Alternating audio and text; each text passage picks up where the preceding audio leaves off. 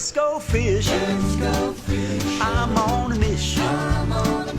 It's so pretty, I'd sure hate to waste this chance. We'll find a shady little spot, not too cool, not too high. Perfect for a little fishing and romance. Oh yes.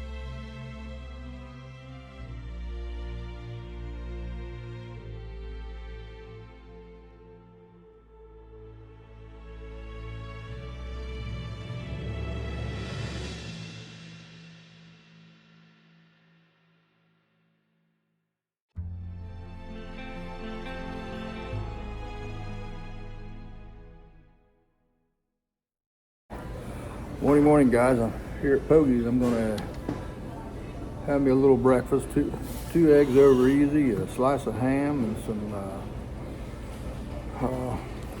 little tater tots, and some chocolate milk. Start today. I've had 2 good days of fishing. Not fishing today. I took a day off, and I've been here at Pogie's to have me some breakfast and watch them catch fish on television here. Would you like a few more minutes here? Pardon me? Would you like a few minutes? No, I'm ready. I want 2 eggs over easy, a slice of ham, tater tots, and toast. White toast? Yes, ma'am. And do you want a 4 ounce, 8 ounce, or 16? 4 ounce be fine. You got it, darling. Anything else for you? That'd be all. You got it. You take it. Yeah, I like to just treat myself once in a while to a breakfast here at Pogie because they always have a good breakfast, guys. If you're down here fishing and you're in, you want to start the morning out, 7 o'clock, it's still dark outside, so you come in here and have a good breakfast before you start your day. So,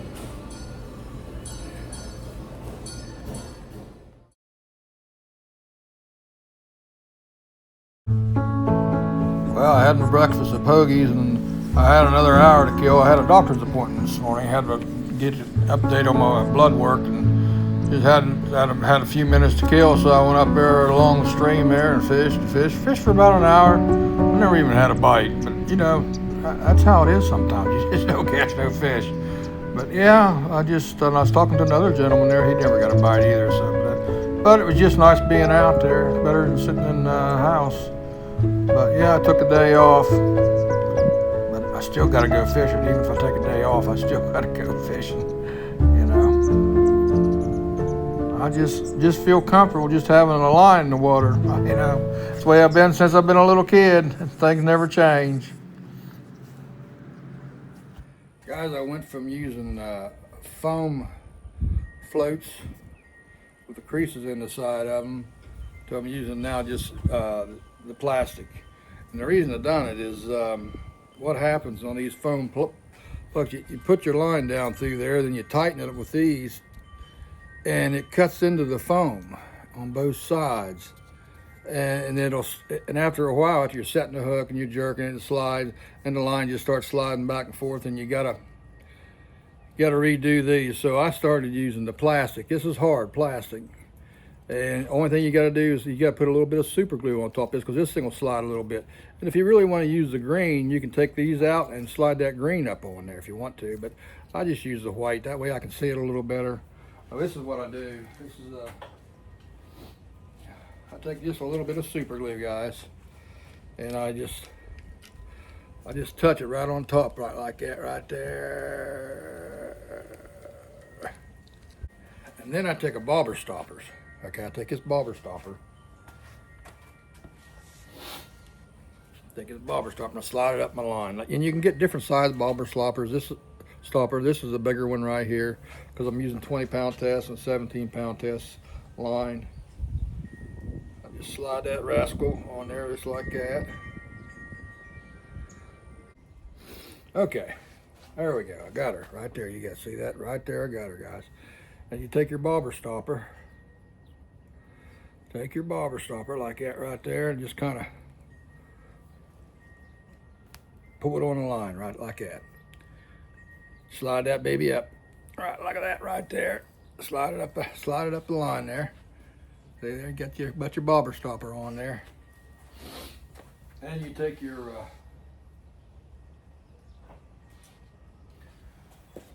float with the plastic on it. I really like these floats because, like I said, they don't cut into the foam. They got this hard plastic on them, and you can use them all day, and they're not going to fall apart. But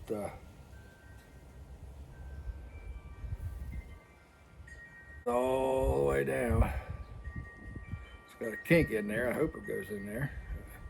There it goes. All the way down, guys. All the way down. Keep it going until she comes out the other end. See, it comes out the other end there. Okay, all right, we got it coming out the other end there.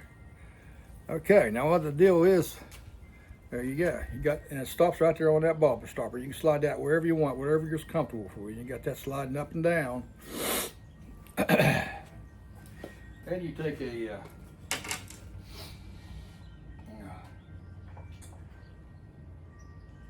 this opened up. Take a bigger split shot. Now what I do is I take about anywhere from a foot to 2 foot. I put that much line out. It's like there, so that shiner can swim around. Okay. Now just pinch that split shot right there. Gotta do this. Use needle nose, and right there. Okay, then that'll hold that right there. See what I'm saying? This is what's nice about it. I'll show you here in a minute. Okay, you got your bobber stopper, so don't slide up your line. You got your split shot, so it don't slide down to the hook. And you tie your number 4 or number 3 hook, whichever, whatever size bait you're using. Kale hook, guys. I call them shiner hooks, but kale hooks, right there. See how they got the kink, and you put that on there, and that shiner holds that shiner on there a little bit better. You can use a granny knot, or you can just use Palomar knot, or trilene knot, or whatever you want to use. I just use, I'm not sure what this is called. It's called old handy dandy knot right there. Just take that, put that right in there like that. Right like that. There you go. Pull it right back through there. You can just tie a bunch of granny knots too, just as good. All right, you got your knot right there, guys. Okay, you got your number 3/0, 4/0, 2/0, or whatever you want to use. Okay. Got your split shot, and you got your float. Then you got your bobber stopper. The good thing about this is, okay, say, oh man, I want that shiner. I don't want that sinker or a split shot right beside that shiner. Well, what you can do is just take that split shot and just slide it right up there by that float. Okay, right there, and then you get all this. Or you can slide it down, either way. Same way with this bobber stopper. See, okay, I've been fishing about 2 foot, so this is really too deep. I gotta go down. But if you're fishing in 6 foot, all you gotta do is slide this bobber stopper up the line. That way your float will come up there. And you can even shove your weight up there. But if you leave your weight down there and just leave about 12 inches, it makes it easier to cast. But anyhow, that's what I don't use that foam. The foam bobbers went out with the high heel tennis shoes, guys. I mean, you want to use that's one with the plastic. That way it don't, you don't have to fight that all day. You know what I mean? These things right here, these things here, they're good, okay, but what happens, like I said, especially braid stuff, it cuts into that. It'll cut into that foam, then you have a hard time keeping it stuck there. Then then the gap here where you put your line is, it'll widen up, and then you can't. It's just a pain. So I went to the plastics. All my poles have got these plastics on it now, guys. It's this plastic insert in them. And say, hey, oh man, I don't like that white. All you gotta do is take a black magic marker or a green magic marker and color this out. Excuse me. So yeah, this is me. This is how I do it. Now the old timers, you ain't gonna get them to change. You're not gonna get them to change. They're gonna stay with that foam. But this is the way to go for shiner fishing. And also, I do this, guys. I got 5 poles rigged up with floats on them, okay? Floats. But I always put a pole out. Let me show you. I always put a pole out. Okay.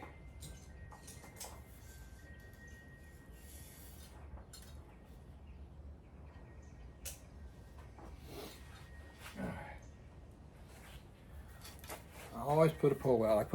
I usually set up with a couple poles, 3 poles with floats on it, but I always put a pole out with just a hook. Free liner, they call it, and whatever you want to call it. But just a hook and sometimes I put a split shot on it, sometimes I don't. Just letting that shiner just swim around. I just put a hook on there. I guess that just kind of helps things. And I just have the hook on there, guys. I don't have nothing on there, but you can put a split shot up here, stuff kind of holding down. But what size split shot? It varies how deep you're fishing. If it's real shallow, you don't want to put a real heavy split shot on there. But yeah, this sometimes this is a ticket right here.